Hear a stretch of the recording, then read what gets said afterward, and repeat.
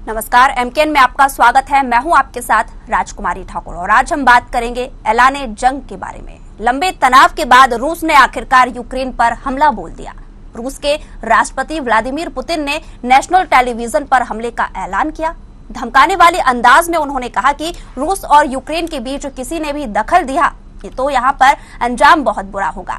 उनका इशारा अमेरिका और नाटो परफॉर्मेंस की तरफ था। वहीं आपको बता दें कि यहाँ पर इस बयान के 5 मिनट के भीतर ही यूक्रेन में राजधानी कीव समेत कई प्रांतों में 12 धमाके हुए। राजधानी कीव पर मिसाइल अटैक भी हुआ, वहां एयरपोर्ट बंद करा दिए गए। वहीं इस कदम के चलते यूक्रेन में फंसे भारतीयों के रेस्क्यू मिशन को भी रोकना पड़ा।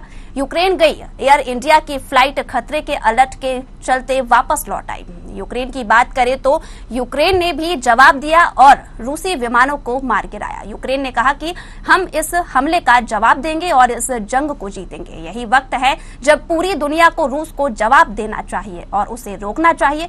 थोड़ी देर बाद यूक्रेन ने एक और बयान जारी किया। यूक्रेन ने कहा कि हम पर 3 तरफ से रूस, बेलारूस और क्रीमिया बॉर्डर की ओर से हमला हुआ है। लुहांस्क से लेकर खार्किव, चेर्निव, सुमी और जेटोमिर प्रांतों में हमले लगातार जारी हैं।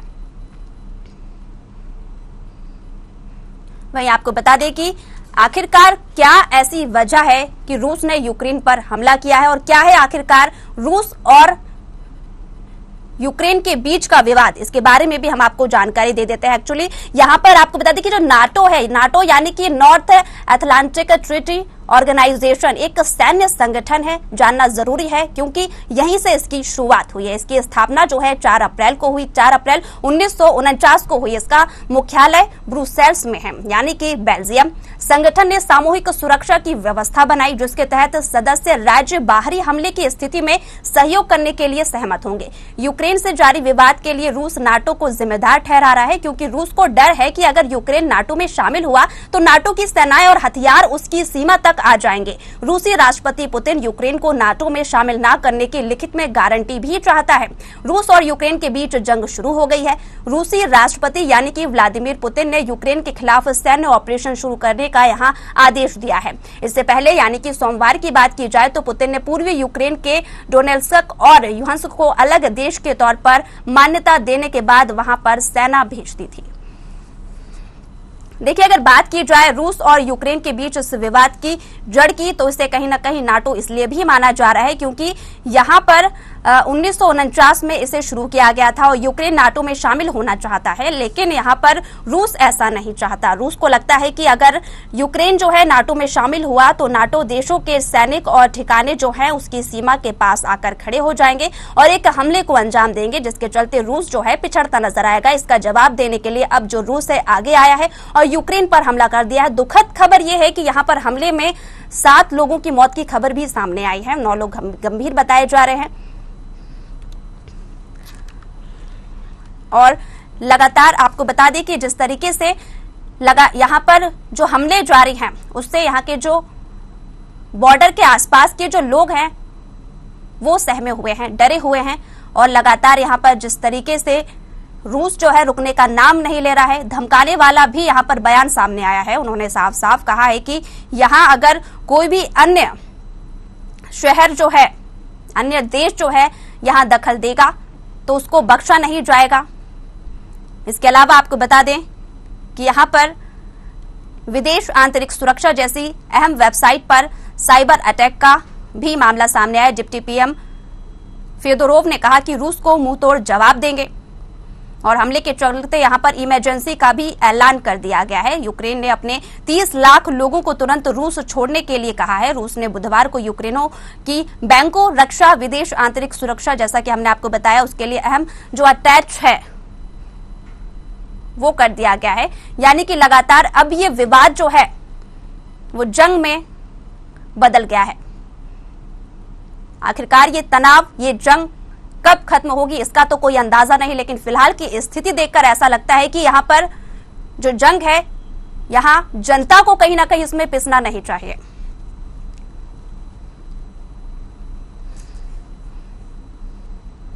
हमारे साथ वरिष्ठ पत्रकार दिनेश और पवन धवन अर्थशास्त्री जुड़ गए हैं। दोनों मेहमानों का बहुत बहुत स्वागत है एमकेएन में। धन्यवाद जी।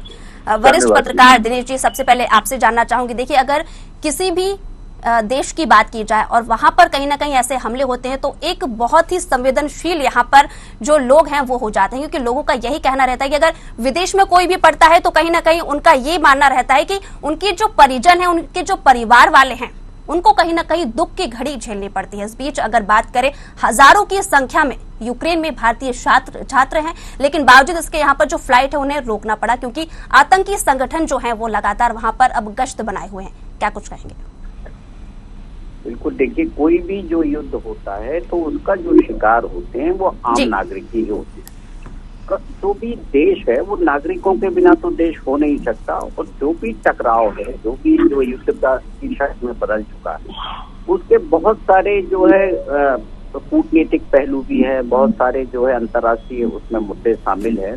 और यूक्रेन जो है वो अपने स्तर पर एक संघर्ष तो कर ही रहा है। अब देखिए जो भी लोग वहाँ फंसे हुए हैं, हर देश जो है अपने अपने लोगों को वहाँ से निकालने की कोशिश कर रहा है। भारत ने भी काफी लोगों को अपने देश में वापस बुला लिया है। तो निश्चित तौर पर वहाँ जो हालात हो गए हैं वो दिन प्रतिदिन जो है हम ये देख रहे हैं, हर घंटे कुछ नई खबरें ऐसी आती हैं जो आज के दौर में बहुत सुनने में बड़े अजीब से लगती है, क्योंकि ये दौर किसी एक देश का दूसरे देश के खिलाफ युद्ध करने का दौर नहीं है, क्योंकि ये तो ग्लोबल वर्ल्ड है, सब अपने अपने उसके लिए स्वतंत्र होना चाहिए। जी, यहाँ पर हमारे साथ अर्थशास्त्री पवन धवन भी जुड़े हुए हैं। पवन जी, आपसे जानना चाहूंगी कि लगातार देखा जा रहा है कहीं ना कहीं रूस को ये चिंता जरूर सता रही है कि जो यूक्रेन है वो नाटो से मिल जाएगा, और नाटो एक ऐसा यहाँ पर संगठन है जिसके चलते यहाँ पर जो तमाम हथियार है उसका जत्था वहां पर उनके साथ मौजूद है। लेकिन सवाल ये उठता है, क्या वाकई में इस तरीके के जब मामले सामने आते हैं तो किसी भी अन्य देश को दूसरे देश पर ऐसा हमला करना चाहिए, और इस हमले से अर्थव्यवस्था किस तरह से गड़बड़ाती है, इसके बारे में आप जानकारी दीजिए। है कि अगर हम लोग इस आज जो परिस्थिति है इसको 30 साल पहले के परिप्रेक्ष्य में देखें जी, तो रशिया जो है और यूक्रेन जो है वो यूएसएसआर का एक इंटीग्रल पार्ट थे।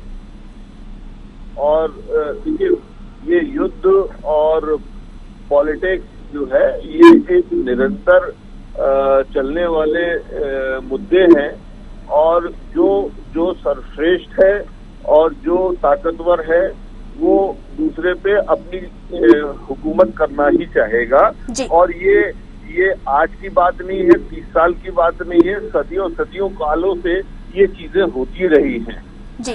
तो सबसे बड़ी पृष्ठभूमि की जो मैंने बात कही कि 30 साल पहले जिस ढंग से यूएस और यूनाइटेड नेशंस के और यूरोपियन कंट्रीज ने मिलके यूएसएसआर का डिसइंटीग्रेशन किया था, और वहां की उस वक्त उसकी माली हालत कितनी खराब हो गई थी, उसकी पृष्ठभूमि में आज अगर रशिया के प्रेसिडेंट जो हैं इस तरह का कोई भी कदम अगर उठा रहे हैं अपनी कंट्री को इंटीग्रेट करने के लिए, तो ये उसके लिए ये उन्होंने जो भी फैसला लिया है वो सारी जियोपॉलिटिकल सिचुएशंस को सोच कर लिया होगा। वो उन्होंने अपनी ताकत को, अपनी प्रेजेंस को बढ़ाने के लिए जो भी निर्णय लिए हैं ये उनके निर्णय हैं। और देखिए युद्ध तो अनवरत काल से चलते चले आ रहे हैं और आगे भी चलते रहेंगे।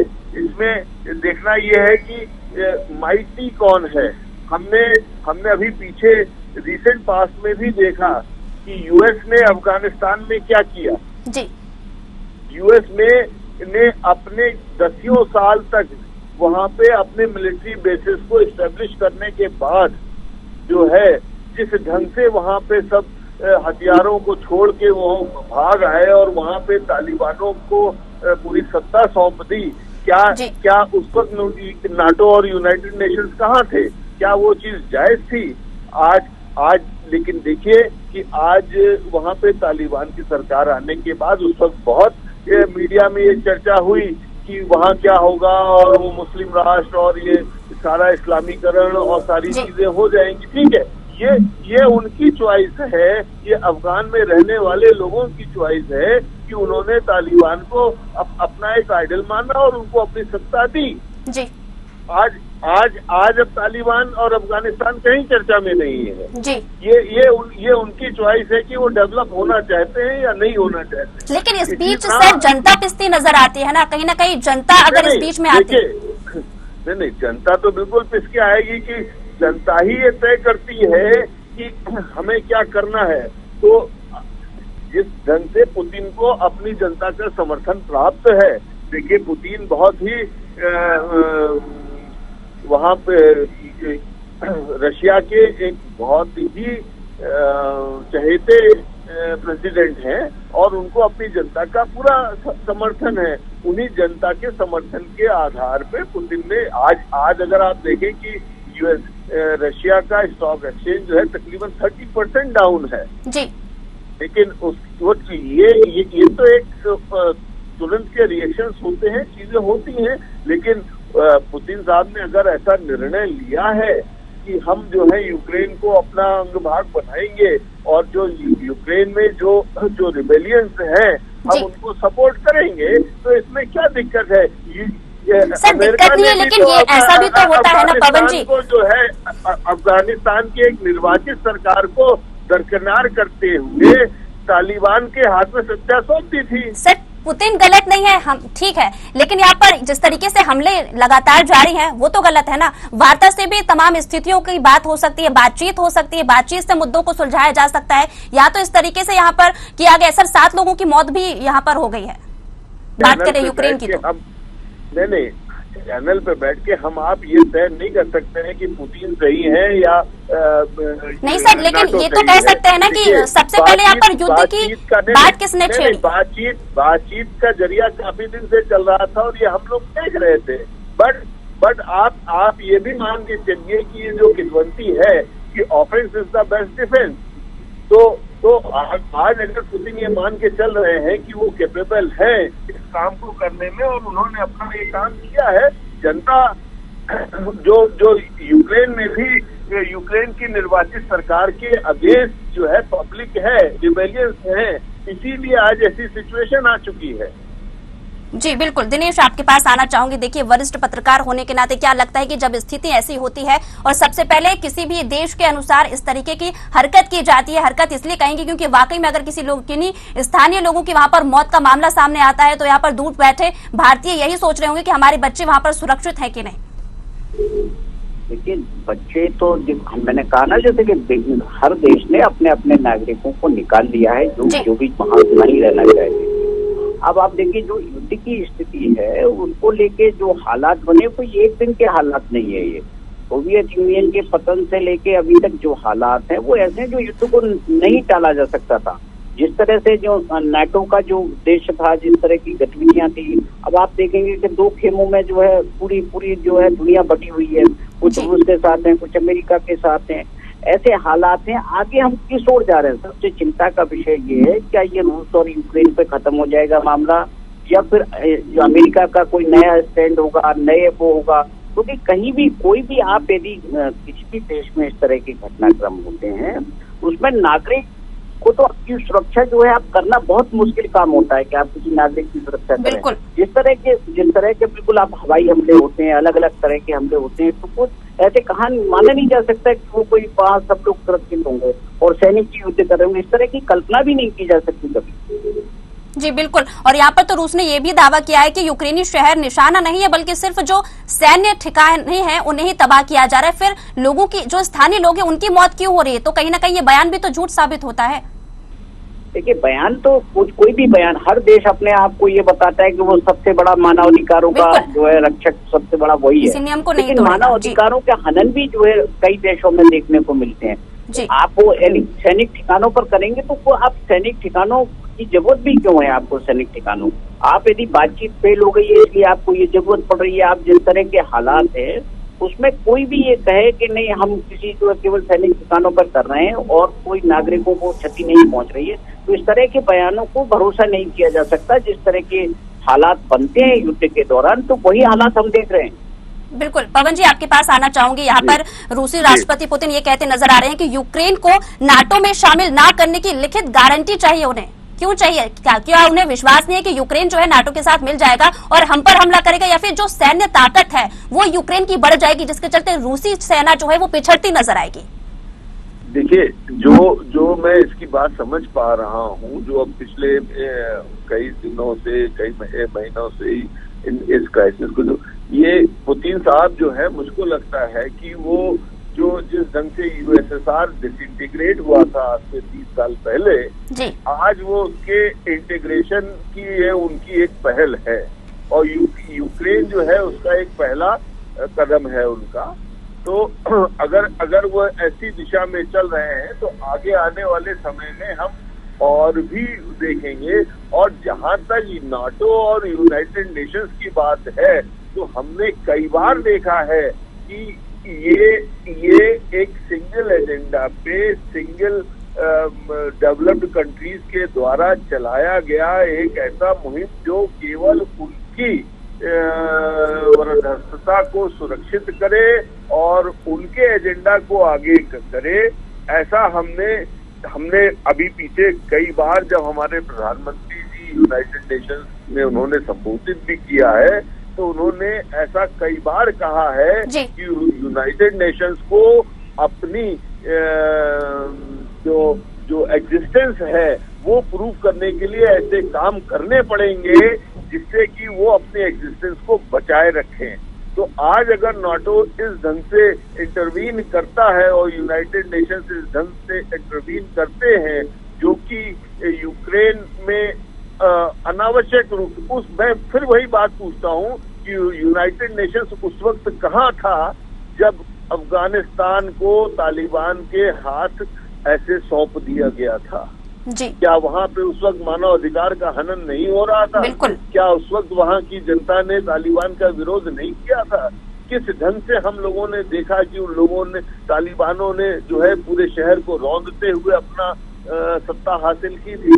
तो मुझको लगता है कि नाटो हो या यूनाइटेड नेशंस हो, ये संगठन जो है केवल कुछ चुनिंदा ठेकेदारों के हाथ की कठपुतलियां हैं, और उनको अपना वजूद प्रूव करने के लिए ऐसे कुछ निर्णय और ऐसे कोई डिसीजंस लेने पड़ेंगे जो कि सारे पूरे विश्व में एक सामाजिक स्थिरता और स्टेबिलिटी के लिए अपना काम करें, सबको एक समान लेवल पे ला के डिस्कशंस को आगे लेके बढ़े। मैं सुप्रीम हूँ, मैं सुपर पावर हूँ, ये कह देने से आप पूरे विश्व पे एक समान रूप से समान चीजों को लागू नहीं कर सकते जी। और क्या लगता है आपको पवन जी कि जिस तरीके से देखा जा रहा है, क्या वाकई में यहाँ पर तो अब रूस ऐसा मंजर दिखा रहा है कि यहाँ यूक्रेन को झुकना पड़े? यूक्रेन का अगला क्या कदम होगा? नहीं मैडम, देखिए, ये मैं यूक्रेन कभी नहीं गया और ना ही एक अर्थशास्त्री होने के नाते क्या लगता है, लंबे समय से आप रूबरू हैं इस चीज से कि युद्ध को लेकर? मैं जितना समय हमने काफी समय से पुतिन को फॉलो कर रहे हैं, उनके निर्णयों को देख रहे हैं, उनकी पब्लिक एक्सेप्टेंस को देख रहे हैं, तो मुझको लगता है कि ये जो स्टेप उन्होंने लिया है बहुत ही सोच समझ के लिया होगा, और सारी गणित को सोचने के बाद उन्होंने इस तरह का निर्णय लिया है जिसमें उनकी पब्लिक एक्सेप्टेंस भी है। तो और Ukraine is just a part of USSR. हम जिस बचपन में अपने जिस यूएसएसआर की बात हम लोग सुनते थे, जानते थे कि वो एक बहुत बड़ी पावर है, तो आज अगर पुतिन साहब यूएसएसआर को फिर से रिवाइव करने के दौर में इस ढंग के स्टेप्स अपने लेते हैं, ये उनका प्रोरोगेटिव है। हिंदुस्तान और हम इसमें अपना कोई भी निर्णय नहीं दे सकते हैं। यूक्रेन कितना सक्षम है उनसे लड़ने में, ये इस बारे में मैं शायद कोई कमेंट नहीं कर सकता। जी बिल्कुल। वरिष्ठ पत्रकार दिनेश गुप्ता हमारे साथ बने हुए हैं। दिनेश जी, आपसे जानना चाहूंगी कि जिस तरीके से लगातार देखा जा रहा है कि यहाँ पर कॉपी अल्फाबेट के अकॉर्डिंग जो तमाम कंप्यूटर सॉफ्टवेयर हैं उन पर भी यहाँ पर तमाम जो मिसाइलें हैं वो दागी गई हैं, सिर्फ इसलिए क्योंकि तमाम जो अन्य देश हैं उनसे कांटेक्ट जो है यूक्रेन का मिट जाए। तो क्या लगता है कि इन सब स्थिति को देखते हुए जो भारतीय वहां पर असुरक्षित हैं उनको बचाने के लिए अब क्या लगता है, क्या ऐसा करना चाहिए हमारे देश को और हमारी सरकार को कि वो जो हमारे भारतीय है उनकी सुरक्षा स्थान पर उनको भेजा जाए और कांटेक्ट के जरिए आखिरकार ऐसा क्या कुछ अगला कदम उठाना चाहिए? देखिए, जो भी है, भारत देश ने अभी तक अपना पहल की थी, काफी लोगों को निकाल लिया है। आपको यदि अपने नागरिकों को निकालना है, यदि कितने नागरिक अभी और शेष रह गए वो वहां से यूक्रेन छोड़ना चाहते हैं या नहीं छोड़ना चाहता, तो निश्चित तौर पर वहां की सरकारों से बात करके वो आप जो सुविधा उपलब्ध करा सकते हैं कि हम अपने देश में नागरिक वापस आ जाए। इससे ज्यादा सरकार मौजूदा हालात में, आप पूरी दुनिया में देखिए कि इस वक्त सब आगे के क्या होने वाला है इस ओर सबकी निगाह है, क्योंकि जिनको निकालना था उतने लोग तो वापस आ चुके हैं। जो फंसे हुए लोग हैं, कई देशों के फंसे हुए लोग हैं, वो किन कारणों से नहीं आना चाहते, वो एक जो है बहुत हर व्यक्ति का अपना अलग कारण हो सकता है। लेकिन जो हालात हैं, ये हालात आगे जो है यूक्रेन तक ही रहना है या अमेरिका का क्या स्टैंड है और कितने प्रतिबंध लगेंगे, क्या जो अभी हम ये देख रहे हैं कि पूरी दुनिया में जिस तरह से अमेरिका का बरद हस्त रहता है, रूस उसको जो है किस तरह से मुकाबला करेगा। बहुत सारे हालात हैं जिनके बाद ये तय होगा कि अब बातचीत की स्थिति क्या है, लोगों के निकालने की स्थितियां हैं कि नहीं।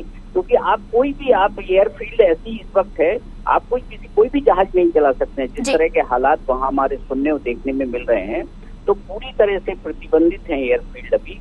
इसलिए निकालने के लिए जो संभावनाएं थी वो लगभग जब तक सामान्य नहीं हो जाते हालात, तो और कोई भी देश अपने नागरिकों को निकालने में अभी असमर्थ दिखाई देता है। जी बिल्कुल, पवन जी आपके पास आना चाहूंगी। जिस तरीके से देख रहे हैं कि यहाँ पर अब जो रूस है ये चाहता है कि जो यूक्रेन है उसको हम अपने अंडर में ले लें और शायद तभी यहाँ पर शांति व्यवस्था जो है कायम हो सकती है। लेकिन यूक्रेन ने भी यहाँ पर दावा ठोक दिया है। उन्होंने कहा है कि जिस तरीके से लगातार ताबड़तोड़ यहाँ पर मिसाइलें फेंकी जा रही है उसका ताबड़तोड़ जवाब भी यूक्रेन की सेना के माध्यम से दिया जाएगा।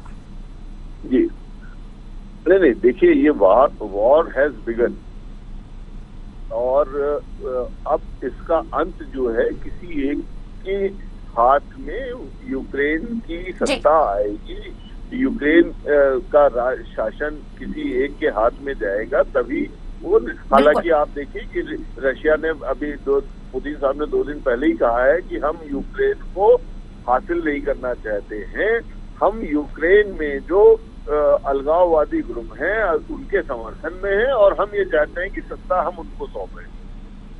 तो ये तो देखिए, जैसा आपने देखा है कि हिंदुस्तान में कश्मीर में क्या हुआ, जैसा आपने देखा कि और देशों में भी अफगानिस्तान में क्या हुआ, ये एक पॉलिटिक्स ऑफ डोमिनेंस है जी। और उस पॉलिटिक्स ऑफ डोमिनेंस में हर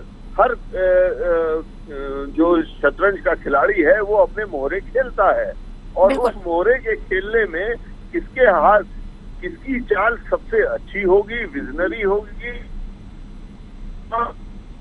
जी पवन जी, अर्थव्यवस्था पर कितना असर पड़ेगा इस हमले का?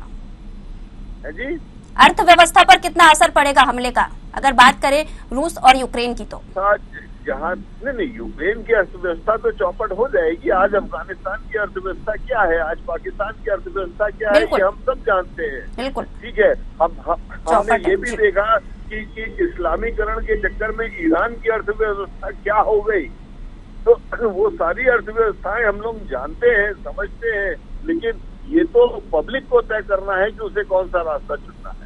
बिल्कुल पवन जी, बहुत बहुत शुक्रिया आपका हमारे साथ जुड़ने के लिए। दिनेश गुप्ता वरिष्ठ पत्रकार हमारे साथ जुड़े हुए थे, आपका भी बहुत बहुत शुक्रिया। देखिए, आपको बता दें कि लगातार जिस तरीके से यहाँ पर जंग ऐलान रूसी ने छेड़ दिया है, तो कहीं ना कहीं सवाल ये उठता है कि पहले तो ये दावा किया जा रहा था कि जो सैनिक हैं या सैन्य शक्ति है, सैन्य ठिकाने हैं, उन पर ही यहाँ पर ताबड़तोड़ जिस तरीके से मिसाइलें फेंकी जा रही हैं वो वहां तक ही सीमित रहेंगी। लेकिन अब सवाल यहाँ पर जनता की और जाता है, क्योंकि जनता पर भी इस तरीके के हमले अब सामने आने लगे हैं। 7 लोगों की मौत का मामला सामने आया, 9 लोग घायल हो गए हैं। जहां अब रूसी सेना के लाख जो दावे किए गए थे, कई तरीके से यहां पर बातें की गई, वो अब झूठ साबित हो रही है। अब सवाल ये उठता है कि जिस तरीके से यूक्रेन का दावा सामने आया है कि यूक्रेन ने कहा है कि हम इस जंग का और जिस तरीके से मिसाइलें और अटैक हम पर किया गया उसका हम दोबारा जिस तरीके से यहाँ पर जो रूसी सेना के अनुसार जो यहाँ पर तमाम हमले किए जा रहे हैं उसका मुंह तोड़ जवाब देंगे। अब ये तो आने वाला समय ही बताएगा कि दोनों यहाँ पर जिस तरीके से अब लड़ने पर लाजमी हो गए हैं तो इसका असर जो है जनता पर कितना पड़ता है, क्योंकि जनता को सुरक्षित रखना तमाम देशों की जिम्मेदारी हो जाता है, वो भी